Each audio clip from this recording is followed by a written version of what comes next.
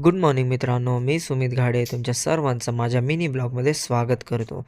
तर आज आहे माझ्या 365 डेज चॅलेंजचा 11th डे आणि मी निघालो होतो दादरला जायला, कारण आज होती माझी टुर्नामेंट. म्हणून सकाळी माझा भाऊ पण निघाला होता माझ्यासोबत, कारण त्याला पण प्रॅक्टिसला जायचं होतं दादरला त्याच्या टीमसोबत. म्हणून आम्ही गाडी वगैरे काढली आणि निघालो होतो पनवेल स्टेशनला जायला. मग आम्ही स्टेशनला पोहोचल्यावरती ट्रेनचा वेट करत होतो, कारण खूप लेट होती ट्रेन.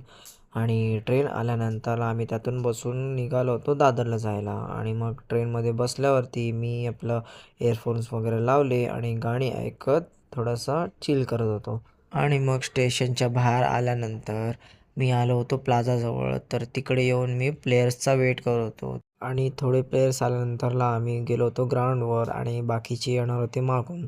मग आम्ही टुर्नामेंट चालू व्हायचा वेट करत होतो आणि आमची मॅच वगैरे झाल्यानंतरला आम्ही पहिल्याच राऊंडमध्ये बाहेर गेलो.